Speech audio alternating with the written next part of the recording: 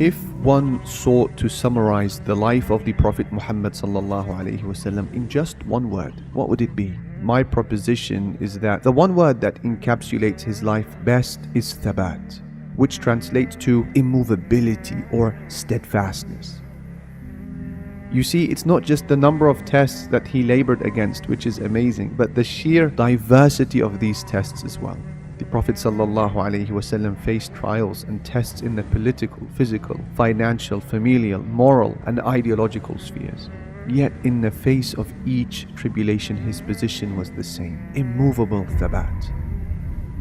He was hounded by torture. The initial reaction of the Meccan pagan community towards the newly born mission of the Prophet ﷺ was persecution. This hostility was even found among his own family members, as the Prophet ﷺ suffered at the hands of his uncle and neighbor Abu Lahab. Furthermore, Uqba ibn Abi Mu'ayt smothered the neck and back of the Prophet ﷺ as he prostrated to his Lord with the intestines of a camel, rendering him motionless on the ground. The Prophet ﷺ would have remained in this state had it not been for his daughter Fatima, who rushed to remove the filth from him. Meanwhile, the pagans watched on, hysterically laughing at him. On another occasion, Uqba choked the Prophet Muhammad ﷺ from behind during his prayer. Others would mock his claims of there being a resurrection by blowing depleted bones into his blessed face and loudly asking, "Allah will revive this?" A summary, however, of his stance during this phase of persecution can be captured by one word, and that word is thabat. He was also hounded by family. After physical pressure proved ineffective in breaking the resolve of the Prophet ﷺ, the pagans employed a new pressuring technique: lobbying members of his family against him. They approached the Prophet's uncle Abu Talib, who, despite being a pagan, was a staunch supporter of the Prophet ﷺ. They wanted Abu Talib to exert pressure on his nephew and put an end to his mission. On one occasion, it seemed that Abu Talib's resolve had weakened, and there were indications that he may intend to abandon his nephew, and the Prophet ﷺ sensed this potential isolation. Despite being all alone, the Prophet ﷺ gave a stunning response which would be eternalized in the books of history. He said to his uncle, "O uncle, I swear that if they were to place the sun in my right hand and the moon in my left hand, in return for me to walk away from my mission, I will not do so. I will persist till this religion prevails, or I die in the process." And he then wept. This second phase of tribulation can be once again captured by one word: immovable thabat.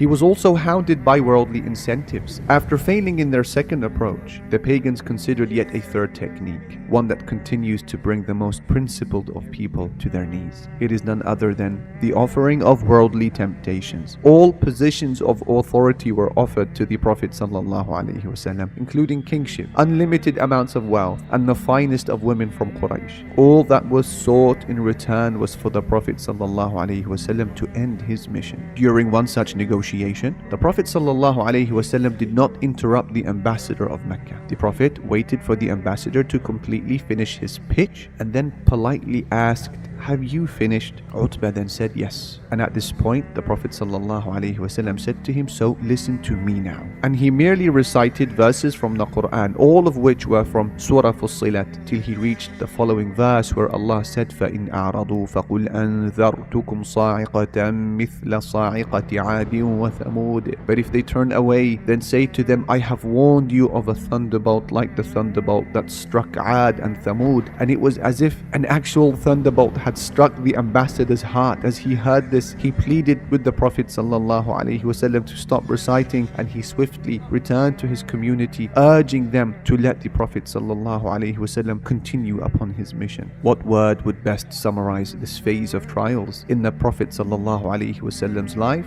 Undoubtedly, it would be thabat yet again.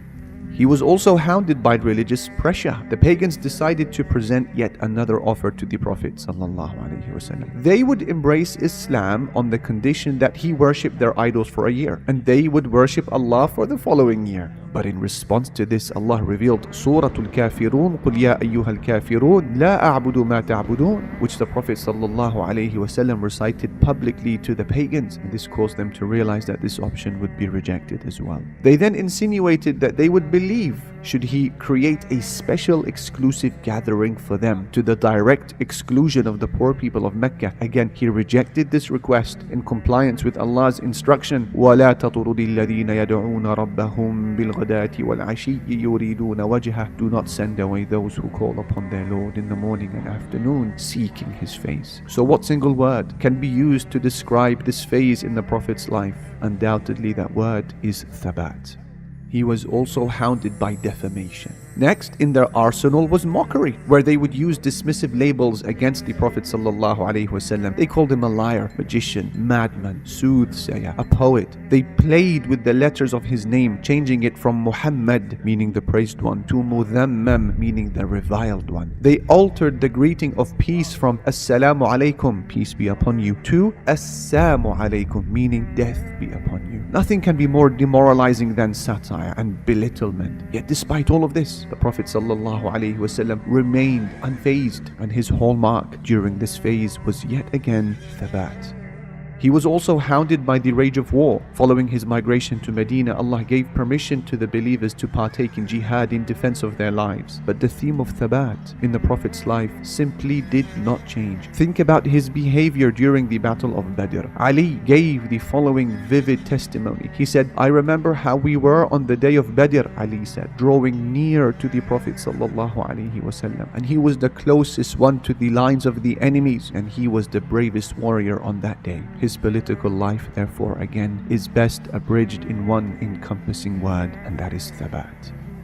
He was also hounded by death. The Prophet ﷺ witnessed numerous tragedies throughout his life. He buried his wife Khadija, his first and greatest love. Likewise, his eyes fell on the mutilated corpse of his uncle Hamza, following a devastating loss in the battlefield. Furthermore, he had to witness the death of almost every one of his children, and he bore the stress of seeing the corpses of his loyal companions scattered across the battlefield in defense of his own blessed life. How much trauma can one bear? Nevertheless, he weathered it all in a breathtaking display of thabat. Now, how does all of this relate to us? Unbeknown to most, the test for thabat, steadfastness, in the life of a Muslim is a daily occurrence. In fact, you might be subject to a test regarding it during every hour of your life, regardless of whether you are at home or behind the desk, in the public sphere or private quarters. The test is active, and the eyes of Allah the Divine are on you. You may find yourself being called to prayer for the 5th time during the day, and you feel that your body or your soul or both are on the verge of letting you down. But you pull yourself together in a display of mighty thabat before Allah. When your carnal desires peak, your hormones rage, and sinful opportunities for relief are but a click away, you still are able to maintain control over yourself, and you realize that I am at the heart of a burning test, one that Allah will help me extinguish with thabat, steadfastness. You may come across a damaging but popular shubha, doubt, which seeks to undermine the fundamental of the religion or the character of the Prophet ﷺ. This dangerous illusion may cause people to drop like flies all around you, but you, however, remain braced and you cling on to your faith. You realize that this is yet another test as you exhibit impressive thabat. When a distressing ordeal befalls you and separates you from something that you loved, you veer away from the dark paths of despair. Despite the tears and anguish you may experience, at the end of the day you find your way in a path of thabat. When those around you abdicate their Islamic dress and descend from their lofty thrones of hijab and haya, modesty, you, on the other hand, see it as an opportunity to represent the prophetic way during these times of estrangement. You realize that the reward is now aggrandized, and therefore you hold on to your hijab with unconquerable thabat. When it is the time to plan your wedding and family pressure for a concert-like setting begins to mount, you display what no man could ever scale. You firmly manifest thabat like a mountain, and you act upon what you know will serve you best in the hereafter during that happy occasion of your marriage. It is easy to put a case for thabat in abstract terms, but living by it is another tale. Thankfully, alhamdulillah, the stores of thabat are available for its seekers, and I offer 3 bits of advice. Number one, for those who wish to foster their thabat, a conscious and intentional retreat to the Quran is required. If approached with understanding, contemplation, and application, this method of fostering thabat is unmatched. In fact, according to Allah, this is one of the primary purposes of the Quran's revelation. Allah said, قُلْ نَزَّلَهُ رُوحُ الْقُدُسِ مِنْ رَبِّكَ بِالْحَقِّ. Say, the Holy Spirit, Jibreel, has brought down the Quran from your Lord with the truth, لِيُثَبِّتَ الَّذِينَ آمَنُوا, to strengthen the believers, to give thabat, وَهُدَى, and as a guide, وَبُشْرَى لِلْمُسْلِمِينَ, and good news for the Muslims.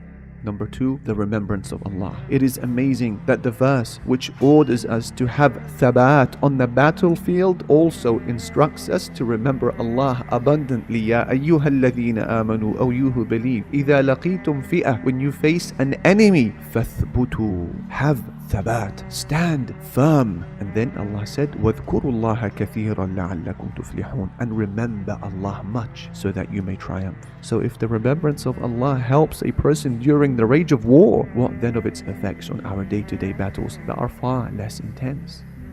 In order to activate this source of thabat, I suggest the following routine. Start by setting a reoccurring alarm for the morning and evening remembrances, and then print out a comprehensive list of post-prayer remembrances. Implementing just these two effectively sets you up nicely for more.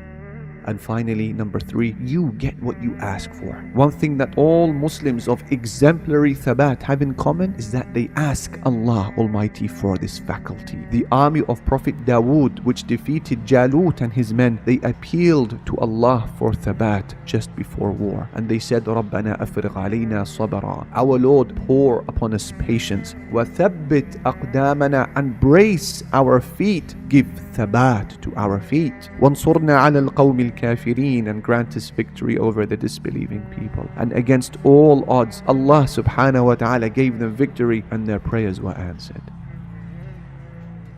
And as a further suggestion, I recommend that you memorize the dua of the Prophet sallallahu alaihi wasallam, who would appeal to his Lord by saying, Allahumma inni as'aluka al-thabata fil amri wal-azimata ala al-rushdi. O Allah, I ask you for thabat in all my affairs and determination in following the right path. In short, there are two bridges that every Muslim must cross over. An earthly bridge, that is the bridge of Islam, and an unearthly one, and that is the Sirat, the bridge of the hereafter. And a person's thabat on the former will determine his thabat on the latter. And therefore the mindset of a Muslim is an unconquerable one, and his identity is always impregnable. And should a single word define him or her, that word would be thabat.